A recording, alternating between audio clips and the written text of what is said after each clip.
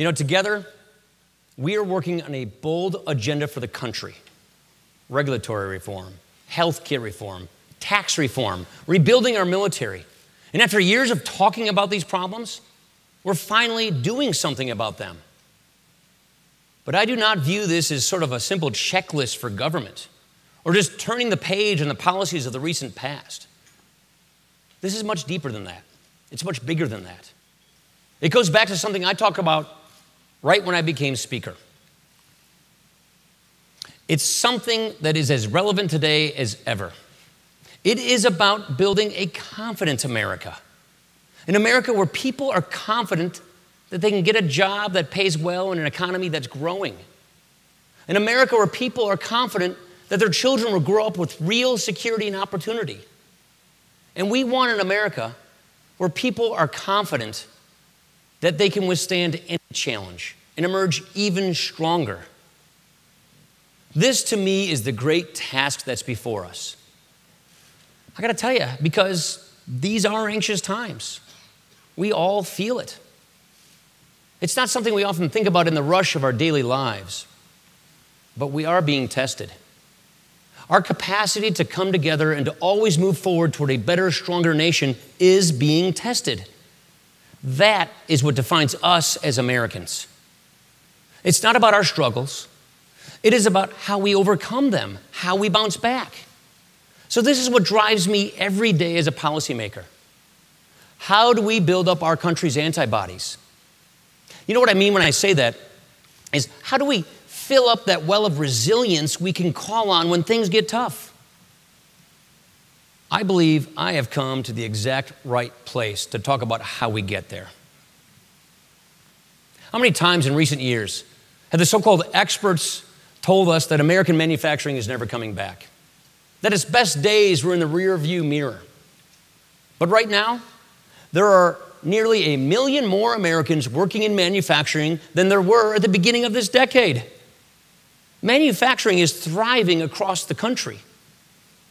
Now, you know as well as anyone how quickly things can change. And when they do, will we be able to say that we are ready? Will our workers be ready to take on the jobs that don't even exist yet? Will our economy be ready to handle the disruptions that we can't even fathom yet? That's our test. And that is why, working with President Trump, we are delivering on an agenda to create jobs and to grow our economy. To begin fixing our regulatory system, we have repealed Obama-era red tape with a legislative tool we call the Congressional Review Act. Before this Congress, this tool had only been used successfully once before. Once in the 20 years this tool has been on the books. You know what? Since January, 14 Congressional Review Acts have been signed into law. 14 times we've rolled back oppressive regulations. It is estimated that these actions alone could save families and businesses more than $36 billion. And we're just getting started. And to revitalize Main Street, earlier this month, the House passed the Financial Choice Act. Look, you've seen, as much as anyone, the hit that community banks have taken from countless costly rules coming out of Washington. These banks are the very lifeblood of credit for small businesses across the country. Our plan will give relief to those community banks and make it easier for small businesses to get the capital that they need to grow and to hire. You know, another thing we need to do? We need to make our workforce more resilient. And the thing we need to do that is to close the skills gap. How many times have you been talking about this with your member of Congress, at your Rotary clubs, with your fellow workers?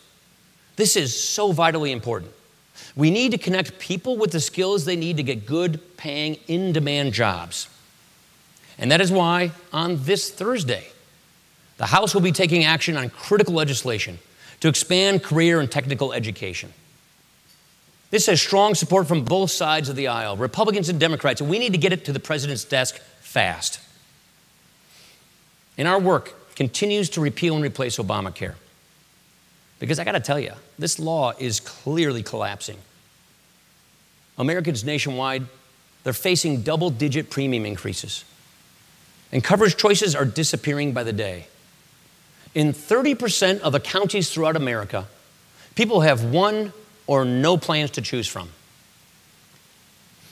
This month, Anthem decided to quit the Obamacare exchange in Ohio, leaving 18 counties with zero coverage options next year. Last month, Blue Cross Blue Shield decided to quit the Missouri exchange, leaving 25 counties with zero coverage options. And also last month, Medica signaled it would quit the Iowa exchange, which will leave 94 of 99 counties in the state of Iowa. That's 70,000 people with zero coverage options. So this is the story across the country. Higher premiums, little or no choice, a death spiral. We are engaged in nothing short of a rescue mission to finally bring relief to Americans struggling under this law and to give everyone access to the care that they need. So just in 5 months, we have made real progress on getting government out of your way. And your support has been the big reason why, and I just wanted to come and say thank you for that.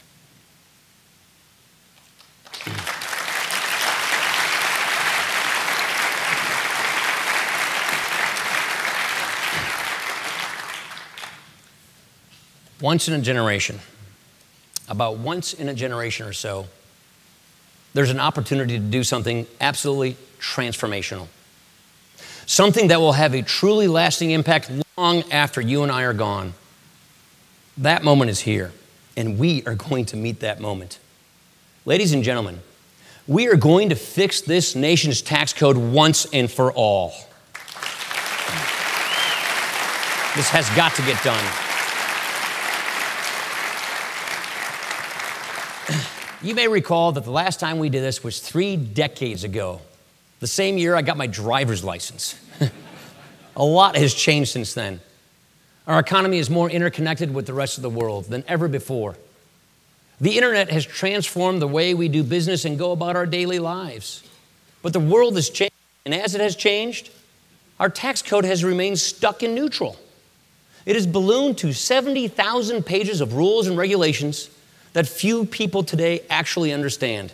You know, there's this old line about the tax code. Our tax code is about 5 times as long as the Bible, but with none of the good news. President Trump recently introduced a set of principles for tax reform. And right now, we, the House, the Senate, the White House, we're working together to turn them into a transformational tax reform plan. Chairman Kevin Brady and our Ways and Means Committee members are holding open hearings and meeting with stakeholders on this right now. I want to take a few minutes and walk you through what that kind of reform will look like. Let's start with families and individuals. At some point along the way, our tax system, it started working for the tax collectors rather than working for the hard-working taxpayers. And look at what happens during tax season.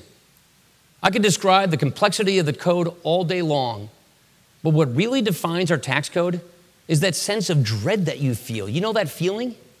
You have to navigate long, complicated forms to file your returns.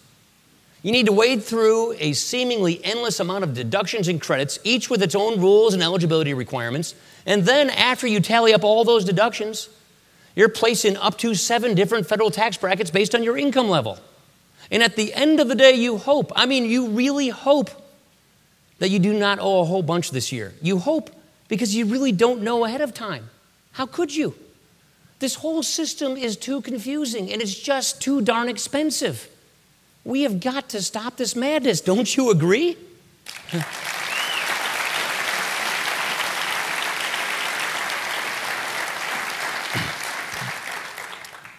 So let's just start over. First, we will eliminate harmful, burdensome taxes, including the death tax and the alternative minimum tax.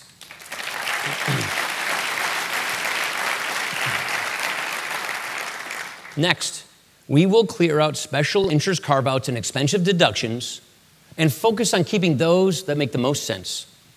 Home ownership, charitable giving, retirement savings.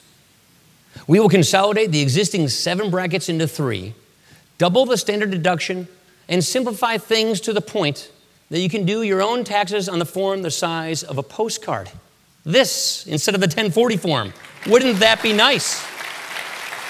This is within our reach. And finally, and most importantly, we will use the savings from eliminating these loopholes to lower tax rates. Let me say that again. We're going to cut taxes. But if, yeah, you heard that right, yes. Not up, down.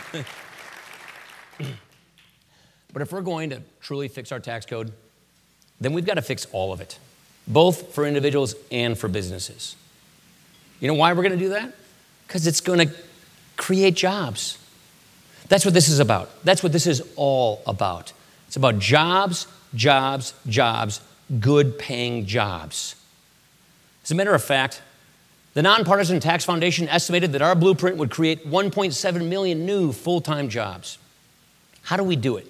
Well, right now, we have the worst business tax system in the industrialized world. Most people don't really know this, but here in America, 8 out of 10 businesses file their taxes as individuals. In fact, most of our jobs come from these new and these small businesses. And under our crazy system, successful small businesses pay a top marginal tax rate of 44.6%. It's crazy. Look, you all know this, but manufacturing employs more than 12 million Americans and adds more than $2 trillion to our economy every year. And the overwhelming majority of these companies are small businesses. At the same time, our corporate tax rate, the one that taxes the rest of American businesses, it's 35%. Let me try to put this in a global perspective. Overseas, where I come from means Lake Superior. Companies in Canada, they pay just 15%. Heck, the average tax rate on businesses in the industrialized world is 22.5%. Yet our corporations pay 35% and our successful small businesses pay 44.6%. How can we compete like that? We can't. It actually gets worse than that. You see, the status quo encourages companies to move operations overseas, to make things abroad, and then to sell them back into the United States. This makes no sense, and it is actually costing us a lot of jobs. We are actually very unique in the world in the way that we discourage capital from coming back to America and how we incentivize offshoring. This is not the kind of an exceptionalism that we should be aspiring to. Today, U.S. companies are leaving to become foreign companies when it should be the other way around. We want foreign companies to become U.S. companies. We must think differently so that once again, we make things here and export them around the world. There are so many different ways of achieving this. We in the House have our own idea. And that is one of the things that we're discussing with the administration because we're going to get this right. Here's the bottom line. We cannot accept a system that perpetuates the drain of American businesses overseas.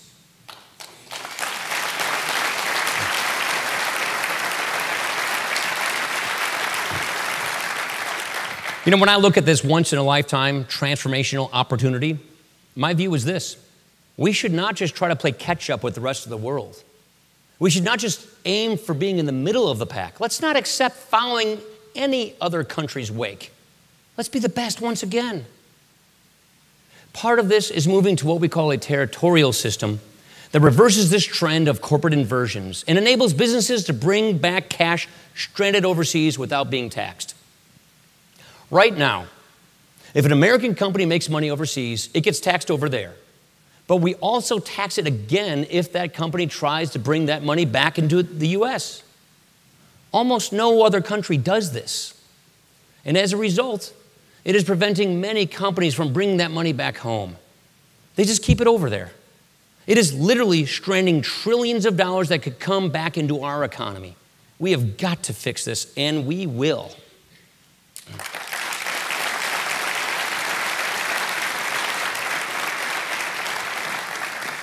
You know, of course, real tax reform means slashing our corporate tax rate as low as possible. This means eliminating special interest carve-outs and replacing them with lower tax rates for all businesses. And it means creating a new, lower tax specifically for small businesses so that they too can compete on a fair, level playing field. There is one last piece of this puzzle. And it goes back to the idea that all of this is about looking down the road. It's about planning for the future, leaving a better legacy. These reforms, these tax cuts, they need to be permanent. Every expert agrees.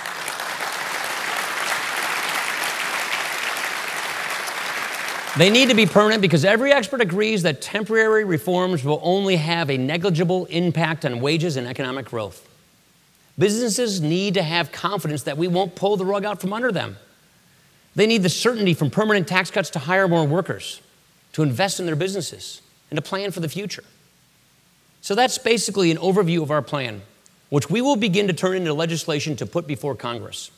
It is a very ambitious plan, yes, but you know what? It has to be. Now, I know that the cynics and the naysayers, they're going to be out in full force. You will hear that tax reform is coming along one day. Then you will hear that tax reform is dead. Then you will hear that it's back on track. Then you will hear that it's on life support.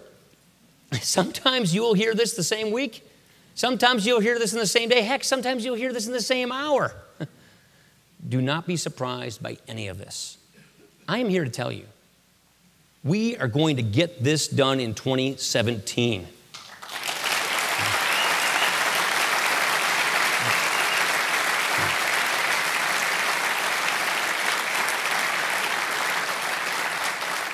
You know why we're going to get this done in 2017? Because we have to get this done in 2017. We cannot let this once-in-a-generation moment slip by. Yes, the defenders of the status quo, and there are many of them, they're counting on us to lose our nerve, to fall back, or to put this off altogether. But we will not wait for a path free of obstacles. Guess what? It doesn't exist. And we will not cast about for quick fixes and half measures. Transformational tax reform can be done, and we are moving ahead full speed ahead. I promise you that we will give it all that we have. And here's what I'm asking you today. I'm just asking you to do the same. Get in this fight. Help us get this done. Help us make this difference. Help us make and build the confident America that our children deserve, that you are building for your families and your communities right now today. Thank you very, very much for having me today. I really appreciate it. Thank you. We very much appreciate the speaker being with us here, and we're going to take a few questions. I got my postcard. From the audience. We know we only have a little bit of time. So I do want to start off, though, with a very serious question, Mr. Speaker, and how's our friend Steve Scalise doing? He's doing a lot better. I saw him on Friday. He is. It's going to take some more surgeries, but he's responding. He's breathing on his own. He's talking. He grabbed somebody's phone and started texting away. so he's doing a lot better. That's great. Thanks. Well, thank you for that update. Please keep him in your prayers.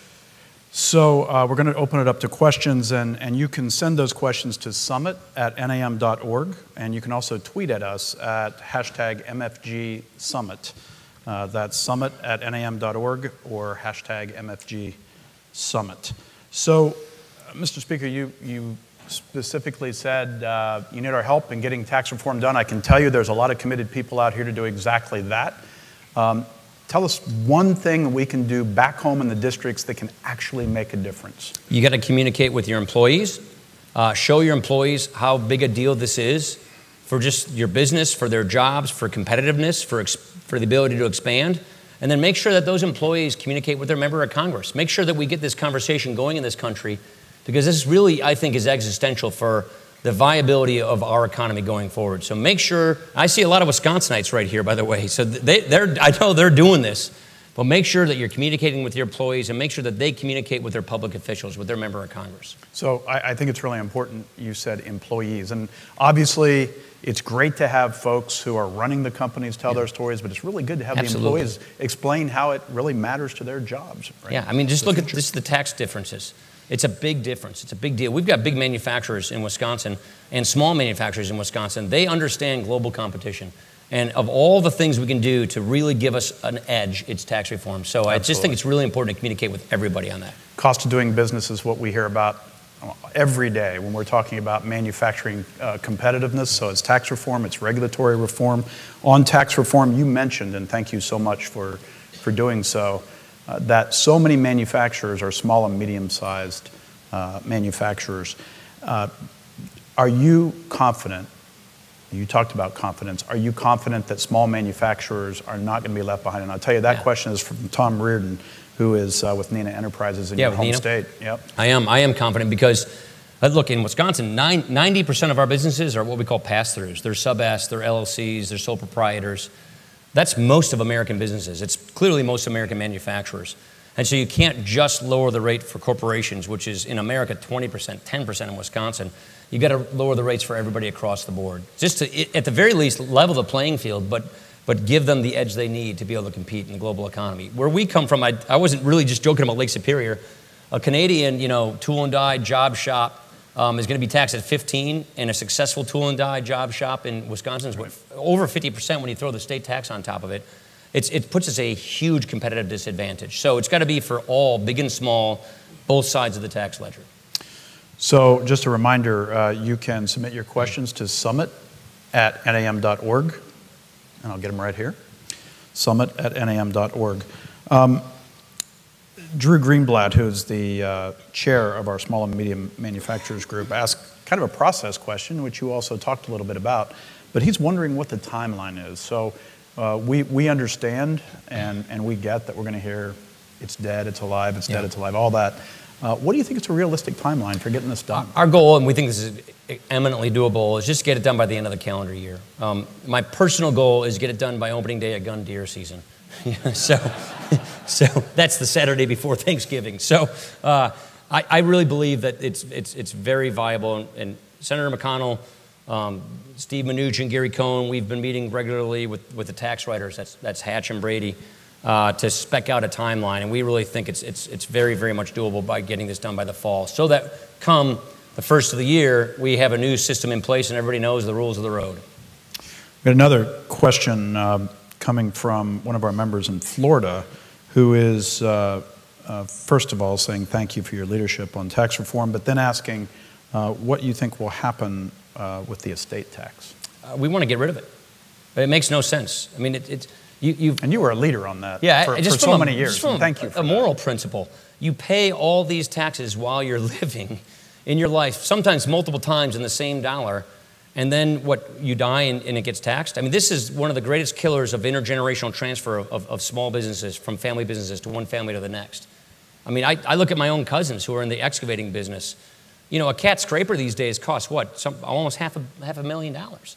So what are you going to do? Just cut your business in half and sell off a bunch of your assets just to try and pay the tax to stay in business, to hand it on from one family to the next? It is a killer of businesses being transferred down the line from one family to the next, especially people who are asset wealthy, who are farmers and ranchers or small business people, manufacturers. I mean, just think of the tool and die and the CNC machines and all the kinds of expensive capital investment people make.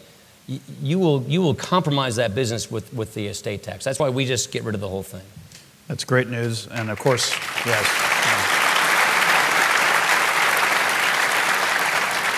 And of course, that same mindset is something we should also think about when we're talking about repatriation. There's a lot of assets overseas that are not liquid. So I know our manufacturers care about that as well. So when we're talking about the cost of doing business, another driver is the regulatory regime, which we've been under not just for 8 years, although that's been pretty bad. Yeah. But for 20, 30 years, regulations have been piling up. 297,696, to be exact, are imposed on manufacturers at a cost of about $35,000 per employee per year for these small manufacturers. First, thank you for the work on CRA. That was phenomenal. I don't know that anybody expected it to be so successful, but thank you for that. Do you see a path forward for a legislative regulatory relief effort in the future? Yeah, I do. First, on your earlier reference, we do believe that we should distinguish between liquid and illiquid money that's coming overseas in the way we do tax reform. So I think that's something people didn't give you a chance to answer that. Thank you. Yeah, no, but I could tell where you're going on that one. Second, so we see this as waves of reform. The first wave was use this CRA tool, which is time limited, get at recent regulations that we could rescind and get those done. Those are now in law. Second wave is the administration. Now that they're getting populated, we have cabinet secretaries and we're getting deputies and assistants. They have to take the ball from there and clean up the regulations coming out of their agencies. I think Department of Labor is a good example.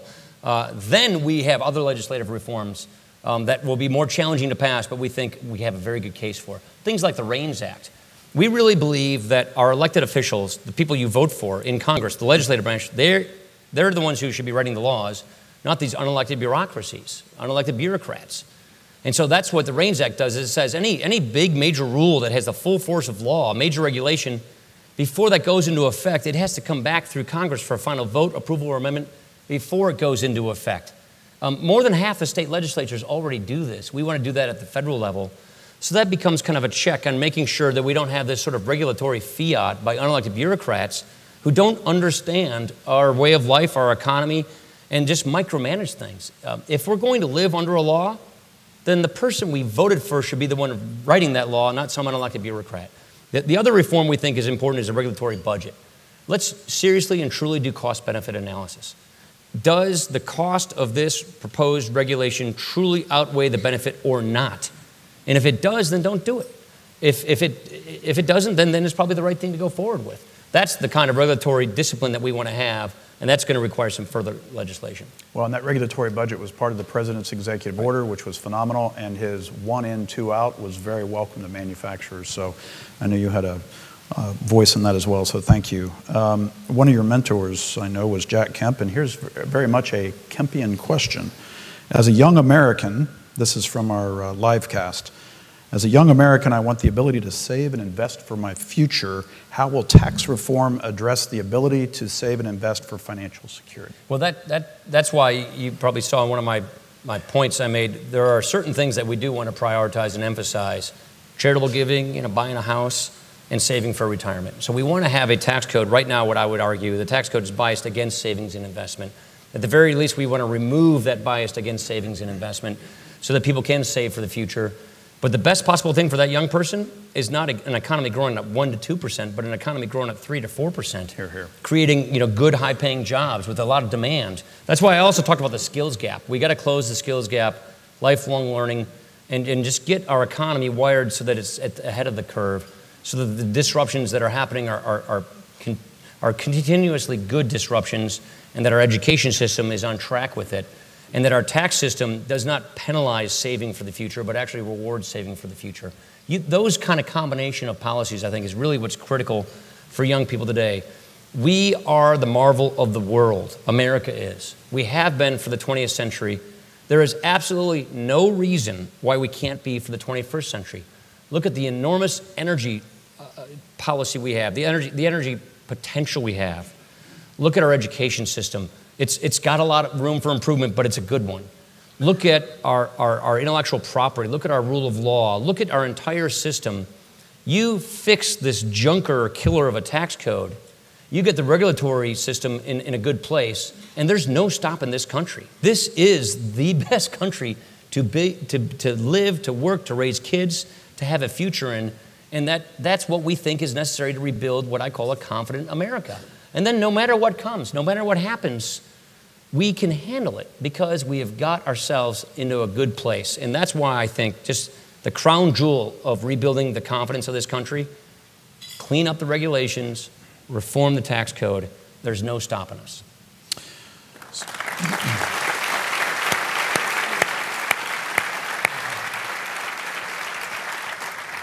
I'll put another plug in for infrastructure investment, but we can talk about that another day. All right. That's on the list too. So also from the live cast, another Kempian type question. Does government have a role in helping workers find dignity in their work, and how can it accomplish that? Yeah, I think it does, because I think in many ways government can undignify work in that it can penalize work. This is one of the things that we're going to be tackling through the course of this year and next year. I call it the poverty trap. Right now, if you take a look at our war on poverty, which is 31 years into it, the poverty rates we have are about the same as they were when we started this war on poverty 31 years ago. And you take a look at all these benefits, well-intended as they are, and you stack them up on top of each other, and they produce a big tax on work. They disincentivize work. They tell people that it pays not to go to work. We have to remove these work disincentives and switch them with a welfare reform that actually makes work pay. The top tax rate payer in America isn't that successful small business paying 44.6%. The top effective tax rate payer is a single mom, 2 kids, getting $24,000 in benefits, who will lose 80 cents on the dollar if she goes and takes a job. So we don't want to have a poverty trap that discourages people taking that step forward in life. And we want to make work always pay. And that is why we think we're due for a new round of welfare reforms focused on getting people the skills they need, customizing benefits, and then tapering this benefit cutoff in such a way that it always pays to work. So that's why I think the dignity of work is so important, partly because we got boomers leaving, and we just need more people. The other reason is we have these labor force participation rates among young people that are really not where they need to be. They're back to 1978 levels. And so we got to do absolutely everything we can to push, pull, prod, carrot, stick, whatever you want to call it, people to get into this workforce, to get the skills they need so they have the dignified life that they can, that's there for them, that they have the potential for. And I would argue our federal policies are holding them back, and we've got to clean that up. Best picture I have actually with you that I have in my office is you and I are at Snap-on Tools, Nick Pinchuk's organization, and behind us is a banner, The Dignity of Work. Yeah.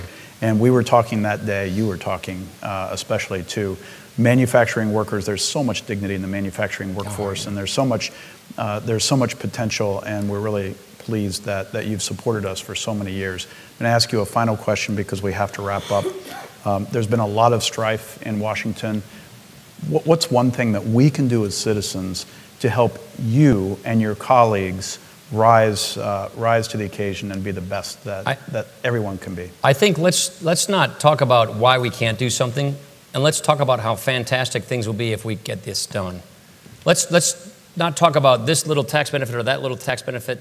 Let's talk about the big picture. What I try to tell people in Congress is let's just see the forest through the trees and raise our gaze to the horizon that we can clearly achieve as a country. And so help us see this better way. Help us see this better day, that if you are put on a level playing field as a manufacturer with the rest of the world, how much better you can do, how many more wage increases you can have, how many more jobs you can fill, how much better this country can be. So I think we need to look a little more aspirationally at the horizon that is clearly there for us to get, and not so worry about the day-to-day and the acrimony. And that's the other thing I tell people is just, there's a lot of acrimony. Maybe it's because of the internet, maybe it's because of politics these days. Whatever the reason, just don't be a party to it. Try and put it aside. Let's all be happy warriors and be optimists and talk about this beautiful picture that we can create and paint for ourselves if we work together as a country to get that done. Thank you.